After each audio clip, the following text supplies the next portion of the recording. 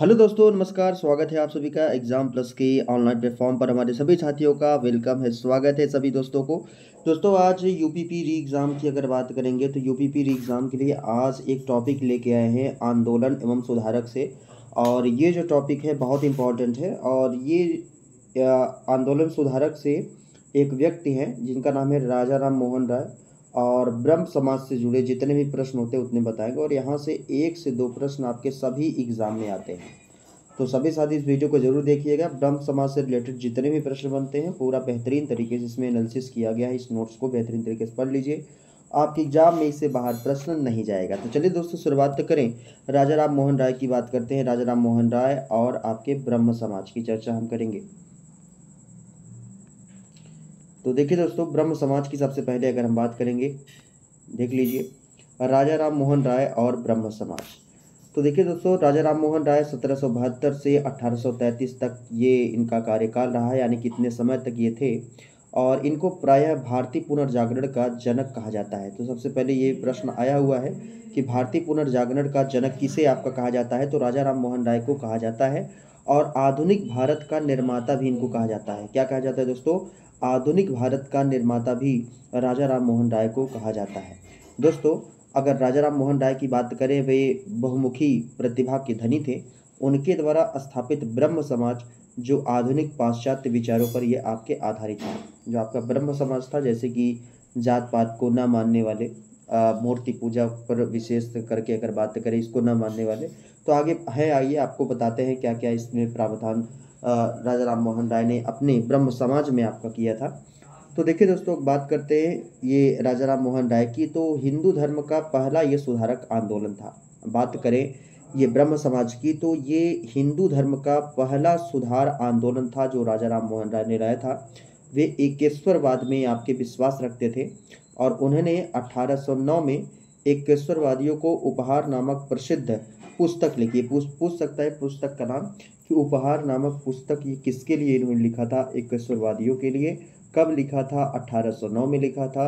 और इस पुस्तक का नाम क्या था? उपहार पुस्तक का नाम था। ठीक है, तो 2-3 प्रश्न यहीं से बन गए।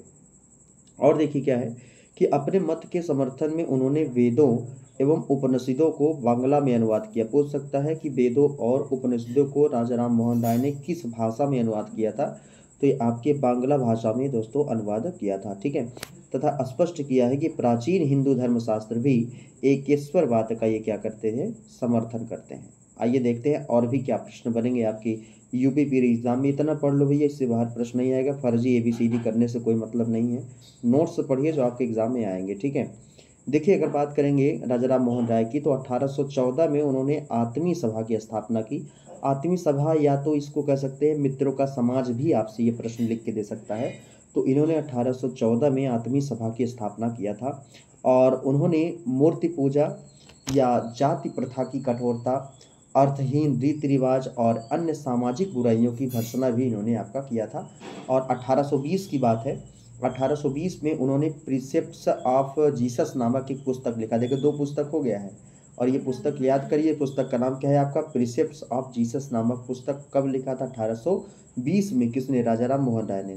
दोस्तों, अगर इनकी बात करें तो अगस्त 1828 में ब्रह्म सभा की बात करेंगे, जो आगे चलकर ब्रह्म समाज की ये रूप में परिवर्तित हो गया। ठीक है, यानी कि ब्रह्म समाज के रूप में ये बन गया। पहले इसका नाम ब्रह्म सभा था। ठीक है, कब है? अगस्त 1828 की बात है। पूछा गया प्रश्न है, इसको रट लीजिएगा। ये डेट आप और टाइमिंग लिख लीजिएगा, और ये जो नाम परिवर्तित किया गया ये भी आप लिख लीजिएगा। ठीक है, अब देखिए, वे सामाजिक सुधार द्वारा लोगों को राजनीतिक उत्थान करना चाहते थे। और उनमें राष्ट्र प्रेम की भावना आपका जगाना चाहते थे राजा राम मोहन राय जी। आइए दोस्तों और भी देखते हैं। ब्रह्म समाज के अकॉर्डिंग अगर देखा जाए, इसके अनुसार जो राजा राम मोहन राय जी का उद्देश्य था, इस ब्रह्म समाज में क्या क्या प्रावधान थे आइए देखें। तो ब्रह्म समाज के अनुसार ईश्वर एक है, सभी सद्गुणों का केंद्र एवं भंडार है, परंतु परमात्मा निर्गुण एवं निराकार है, ये कहते थे। यानी कि परमात्मा पर ये विश्वास करते थे। यानी कि ये मूर्ति पूजा, अनावश्यक पूजा पर ये विश्वास आपका नहीं करते थे। ठीक है ना? तो वह कभी न जन्म लेता। ये कहते थे कि आत्मा जो है, परमात्मा न कभी जन्म लेता है और न मरता है। सर्वव्यापी सर्वशक्तिमान सृष्टि का पालन करता तथा ये अमर है, इसलिए मूर्ति पूजा अनावश्यक लोग करते हैं। ठीक है, ये इस पर कई लोगों ने इस पर विरोध भी आपका किया था। और हिंदू धर्म का शुद्धिकरण एवं एकेश्वरवाद या निर्गुण परमात्मा में विश्वास ब्रह्म समाज का सबसे प्रमुख ये आपका उद्देश्य था कि ठीक है कि आप विश्वास करिए। देखिए इसमें और भी क्या प्रश्न दिया गया है। देखिए दोस्तों इसमें कहा गया है कि उनके ये उद्देश्य तर्क एवं वेदों उपनिषदों की शिक्षाओं पर यह आपका आधारित था और ब्रह्म समाज सर्वधर्म संभाव पर आपका बल दिया, यानी कि सभी धर्मों को एक समान रूप से देखने के लिए ये इस पर इन्होंने विशेष रूप से ध्यान दिया है कि सभी धर्म को एक समान रूप से देखा जाए, हिंदू मुस्लिम सिख ईसाई को। ठीक है, और देखिए इसमें राजा राम मोहन राय का उद्देश्य किसी नए धर्म की स्थापना करना नहीं था कि ये नए धर्म का कोई स्थापना करें, बस इनका मेन मोटो था, मेन उद्देश्य था कि सभी धर्मों को एक समान उद्देश्य देखे। अपितु वे हिंदू धर्म का शुद्धिकरण करना चाहते थे जो विभिन्न बुराइयों से ये आपका जकड़ा हुआ था।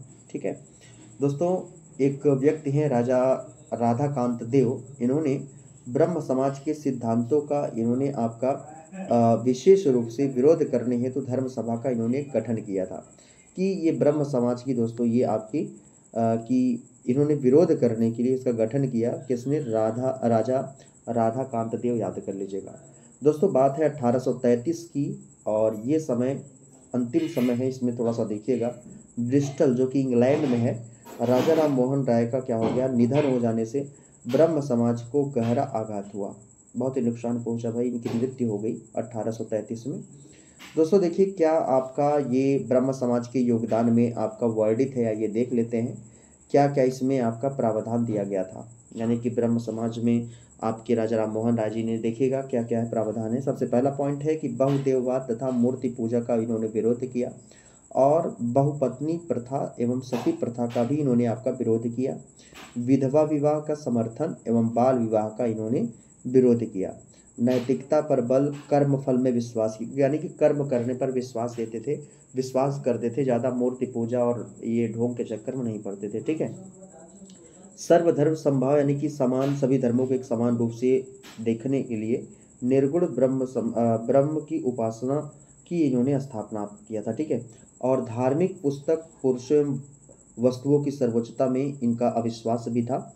जो छुआछूत, अंधविश्वास, जातिगत भेदभाव का विरोध और बांग्ला एवं अंग्रेजी शिक्षा का प्रचार प्रसार में इनका आपका समर्थन भी था राजा राम मोहन राय जी का।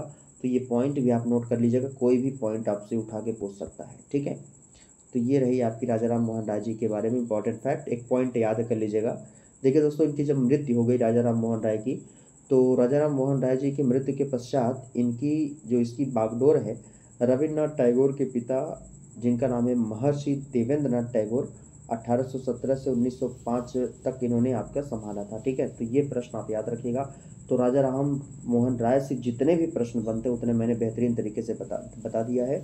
यूपीपी री एग्ज़ाम का जो एग्ज़ाम देना चाहते हैं, इसके साथ साथ और भी अगर प्रतियोगी परीक्षाओं का एग्ज़ाम देना चाहते हैं तो ये आपकी सेशन बहुत ही इंपॉर्टेंट हो गया है। ठीक है, तो सभी जितने भी साथी नए जुड़ रहे हैं चैनल को सब्सक्राइब करिएगा, शेयर करिएगा, लोगों तक पहुँचेगा और हम आपको बेहतर से बेहतर वीडियो प्रोवाइड करने का कोशिश करेंगे। मिलते हैं नेक्स्ट वीडियो में, तब तक के लिए जय हिंद, जय भारत।